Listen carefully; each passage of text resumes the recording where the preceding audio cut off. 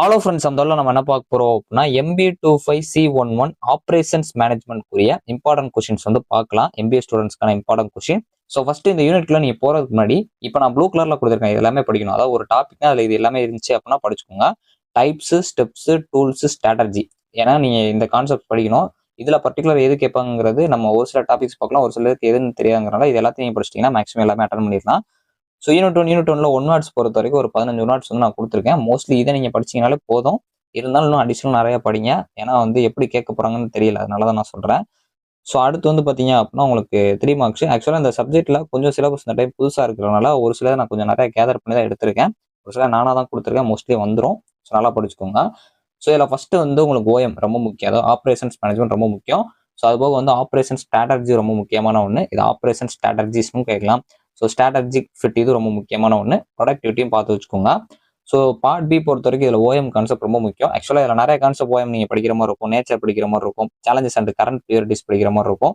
Recent trends படிக்கிற மாதிரி இருக்கும். ஸோ ஓஎம் மட்டும் படிக்கிறீங்கன்னா இதில் இருக்க எல்லா கான்செப்ட், அதாவது ஃபங்க்ஷன், இம்பார்ட்டன்ஸ் கொஞ்சம் எல்லாமே பார்த்து வச்சுக்கோங்க.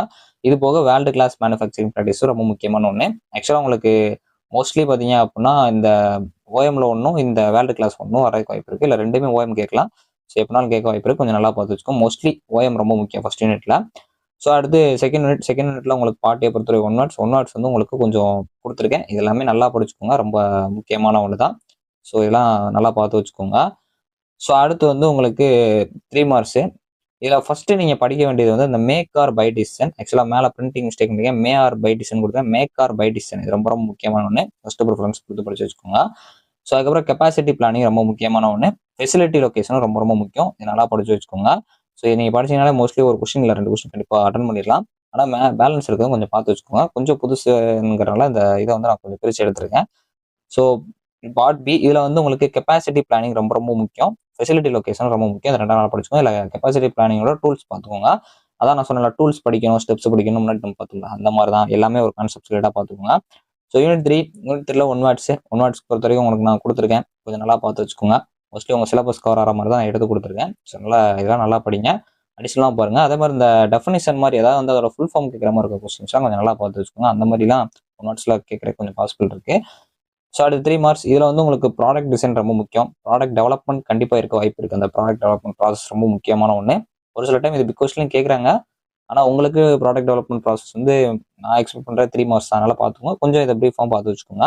ப்ளூ பிரிண்ட் கான்செப்ட், ப்ராசஸ் ரிலேட்டாக இருக்க கான்செப்ட் உங்கள் பார்த்துக்கோங்க. ஸோ ஃபர்ஸ்ட் ப்ராடக்ட் டிசைன் ரொம்ப ரொம்ப முக்கியமான ஒன்று. ப்ராடக்ட் டெவலப்மெண்ட் ப்ராசஸ் ஆக்சுவலாக இதான் வந்து நான் எக்ஸ்பெக்ட் பண்ணுறேன் 3 மார்க்கில். பார்ட் பியில் கேட்குற மாதிரியும் கேட்டாங்க அப்படின்னா அட்டன் பண்ணுற மாதிரி கொஞ்சம் பார்த்து வச்சுக்கோங்க. சர்வீஸ் ப்ளூ பிரிண்டிங் ரொம்ப முக்கியமான ஒன்று. ப்ராசஸ் ரிலேட்டாக இருக்க கொஞ்சம் கான்செப்ட்ஸ் பார்த்துக்கோங்க. ஸோ பார்ட் பி பொறுத்த வரைக்கும் ஃபெசிலிட்டி லேஅவுட் ரொம்ப ரொம்ப முக்கியமான ஒன்று. ப்ராடக்ட் டிசைன் நல்லா பார்த்துக்கோங்க. ஃபர்ஸ்ட் ப்ராடக்ட் டிசைனோட கிரிட்டீரியா அப்ரோச்சஸ் பார்த்து வச்சுக்கோங்க. மோஸ்ட்லி வந்து ரெண்டுமே நல்லா பார்த்துக்கோங்க. அடுத்து ஃபெசிலிட்டி லேஅவுட்டும் ரொம்ப முக்கியமான ஒன்று. அதுபோக அந்த லீன் அண்ட் அகில் சிஸ்டமும் கொஞ்சம் பார்த்து வச்சுக்கோங்க. அந்த ரோல் பார்த்து வச்சுக்கோங்க.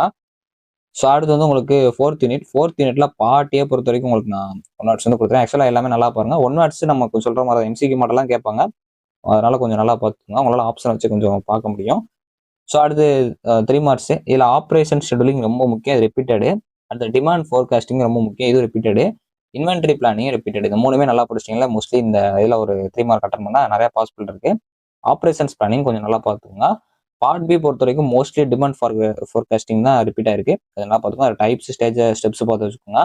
அது போக சிங்க்ரோனஸ் மேனுஃபேக்சரிங் கேட்கலாம். குவாலிட்டேட்டிவ் மெத்தட்ஸ் வந்து ஒரு யூஜி கொஸ்டின்ல கேட்டிருந்தாங்க MBA ஸ்டூடெண்ட்ஸ். அதனால கொஞ்சம் பார்த்து வச்சுக்கோங்க.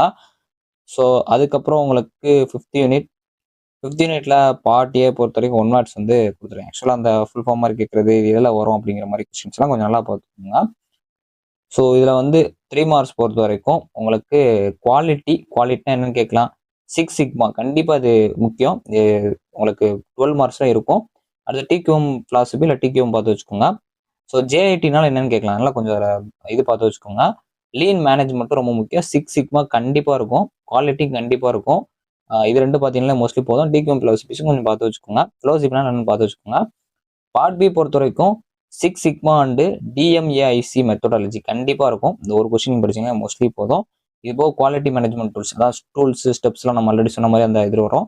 Elements of JIT manufacturing. ஆக்சுவலாக இதுக்கு முன்னாடி வந்து ஒரு பார்ட் சி கொஸ்டின்ல வந்து இது ஒரு ப்ரீவியஸ் கொஸ்டின்ல இருந்துச்சு.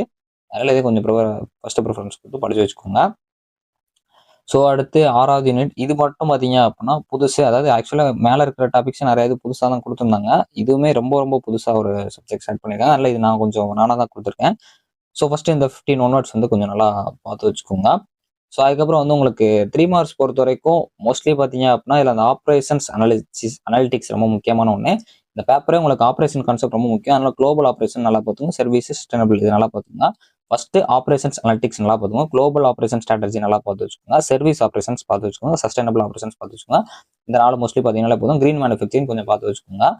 ஸோ அதுக்கப்புறம் உங்களுக்கு ரெசிலியன்ஸ்னு கொஞ்சம் பார்த்து வச்சுக்கோங்க. பார்ட் பி பொறுத்த வரைக்கும் டிஜிட்டல் டிரான்ஸ்ஃபர்மேஷன் மோஸ்ட்லி இந்த ஒரு கொஸ்டின் தான் வரும் நான் எதிர்பார்க்குறேன். இல்லை இதுலேருந்து உங்களுக்கு கேஸ் ஸ்டடிஸ் கேட்குறாங்கன்னா அந்த இந்தியன் அண்ட் குளோபல் ப்ராக்டிசஸ் வந்து கேட்கலாம். ரெண்டுமே பார்த்துக்கோங்க. பிளாக் செயின் இன் சப்ளை செயின் இது கொஞ்சம் பார்த்துக்கோங்க. பிளாக் செயின் என்னன்னு கூட உங்களுக்கு 3 மார்க்ல கேட்கலாம். ஸோ ஓவரலாக நான் முடிஞ்சளவு உங்களுக்கு அனாலிசிஸ் பண்ணி கொடுத்துருக்கேன். இந்த சப்ஜெக்ட் வந்து கொஞ்சம் அதாவது வந்து சிலபஸை கம்பேர் பண்ணுறப்போ கொஞ்சம் வித்தியாசமாக இருந்துச்சு. ஸோ நான் எப்படியே எடுத்துட்டேன் உங்களுக்கு. ஸோ இதை பார்த்துக்கோங்க, கண்டிப்பாக யூஸ்ஃபுல்லாக இருக்கும். கண்டிப்பாக இந்த வீடியோ உங்கள் ஃப்ரெண்ட்ஸ்க்கு ஷேர் பண்ணுங்கள். தேங்க்ஸ் ஃபார் வாட்சிங்.